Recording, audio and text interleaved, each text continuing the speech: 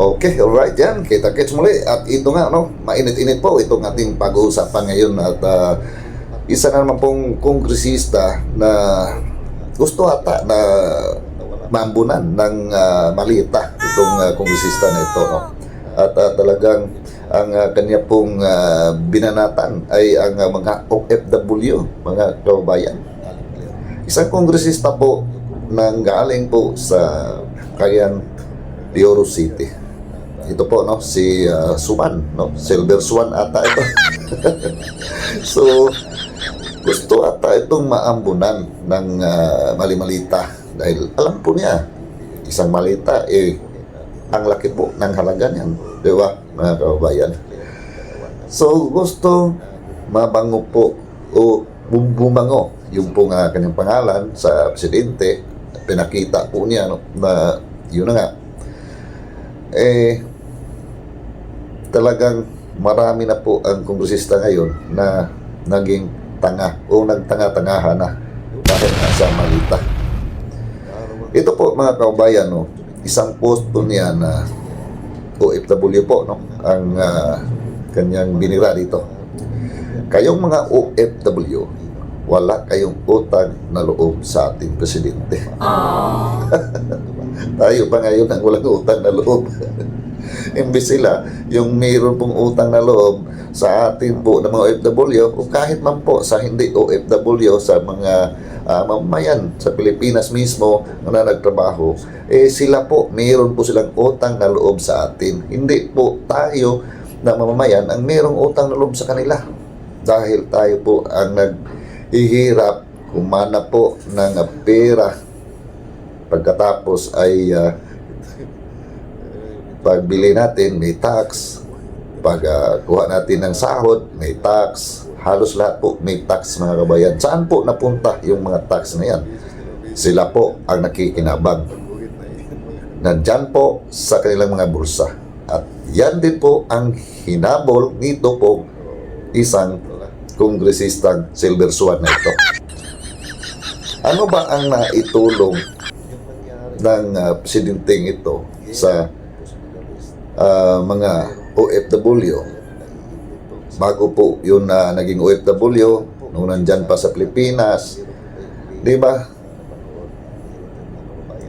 Nagpakahirap po yan maghanap ng pera, mag-ipon. Yung iba may binibinta ng mga gamit para lamang po may mga gastos doon po sa mga requirements na dapat nilang kunin para po ay makapag-apply po sila ng trabaho sa ibang bansa. Yung iba nga ay mamalasin pa, madidinay, mayroon pang iba na ma-upload. Kaya sayang po yung pera. Meron bang refund ang presidente? Nagbigay ba ng refund sa mga na-upload, di ba? Wala po, mga kababayan. So ngayon po, nasaan po ang sinasabi niyan walang utang na loob ang mga OFW? Hindi po natin naramdaman na mayroon pong bumalik sa ating mga tax. Totoo po yan. Kasi nandyan po sa kanila. Pinasok po sa mga mali-malita. Kaya itong Silver Swan na ito ay nag-ambisyon din na maambagan ng mali-malita. Nagpabango ba? Ganun po kasi, pagka mabango ka dito, mayroon sa iyo. Pag hindi ka mabango, kahit na budget nga, hindi ka bibigyan, di ba? Iipitin po lahat. Talagang zero ka sa budget. Pero pagka mabango ka, ay meron ka ng budget, meron ka pang malita. So, ganun po. Kaya yun po ang ambisyon nito pong isang kongresista ng Cagayan de Oro City. Nakakahiya po ang kongresista na ito. Kung ako ay nakatira dyan sa Cagayan, ay talagang mahiya po ako na akuin ko ito na kongresista po namin. Buti na lang ay hindi ako dyan nakatira. Wala naman talaga ambisyon nito. Kongresista na ito, kung hindi ay maambunan po. Dahil yung pinagsasabihin niya, wala namang katuturan. Di ba? Para lang mayroon pong makita ang presidente na itong kongresista na ito pala, sa atin pala ito. O, di ba? Ganun po yan . Sip-sip ba? Pero nagkamali po siya sa kanya pong pahayag na ito. Dahil wala talagang utang na loob ang mga OFW. Sa kahit nga sinong presidente, di ba? Mas mabuti pa nga yung pong dating Pangulong Rodrigo Duterte na pagka mayroon pong mga OFW na katulad ngayon, nangyari na mayroon pong gera dyan po sa Middle East. Di ba? Gagawa talaga ng aksyon yun. Ngayon, itong presidente na pinagmalaki po niya, na nagkakautangan po natin ng loob bilang OFW, mayroon bang ginawa? May mga pumunta nga sa embassy. Sabi, wala pong pundo. Di ba? Yung mga nakauwi, na galing po sa ibang bansa. Sino po ang gumastos? Gobyerno? Hindi po. Sarili pong gastos. Sino pong nag-asikaso? Wala pong nag-asikaso. Sila lang mismo ang nag-process po ng kanila pong mga papers para po ay makauwi po sila sa bansa. So nasaan po yung pong sinasabi na utang na loob ng mga OFW? Kakahiya talaga ang kongresista na ito. Grabe, no? Ano na nangyayari ngayon sa ating pong bansa, no? Wala na ibang mga iniisip itong mga nasa gobyerno kung hindi ay ang malita. Dahil talagang mainit po ang malita. Malaking pira po kasi yung isang malita. Kaya yun po. Wala pong ibang habol ang tao na ito. Gusto lamang po magpabango dahil para gusto po niya ay mambunan po ng malita. Di ba? Hindi na niya inisip ang kanyang sinasabi na utang na loob na imbes sila yung pong mayroong utang na loob po sa atin. Ganon po kagarapal ngayon mga kababayan.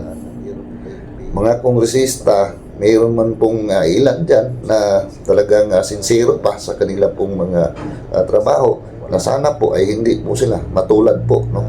Nitong mga katulad nitong si Silver Swan, mga kababayan. Kaya kung ako, no, sa Cagayan de Oro City, alam ko marami pong mga OFW dyan. Meron pa akong kamag-anak dyan na OFW din sa Cagayan. Huwag na po ninyong iboto ng mga katulad sa klaseng tao na ito. Aywan ko lang po, no, kung baka yung mga OFW dyan sa Cagayan ay natulungan po ng presidente na ito. Hindi ko kasi alam kasi hindi naman po ako taga Cagayan. Pero sa amin, kahit sino pong OFW talagang sinisikap po nila mag-ipunan, magbinta po ng mga gamit para lamang po makapag-ipon, at yung iba pa nga ay naluloko pa. Kaya kawawa po talaga ang mga OFW. Doon pa lang, simula pa lang sa Pilipinas ay naghihirap na po sila at lulukuhin pa. Pagdating po sa ibang bansa, makatiming ka pa ng maging amo na salbahe. Bugbugin ka pa doon. Ano ba? Talagang hindi biro maging isang OFW. At saka yung kailangan ay tibay po ng loob. Dahil alam mo po, pag alis mo dyan po sa Pilipinas, talagang iiwan mo yung pamilya para po sa iyong pangarap, para makapagtapos sa inyong mga anak at maahon sa kahirapan, diba? Dahil ang gobyerno ay wala pong naitulong sa mamamayang Pilipino. At pagka umuwi ka, masakali na ikaw po ay gusto mo mag-for goods na, lumapit ka dyan sa uwa. Kahit 5 duling, wala ka makukuha dyan.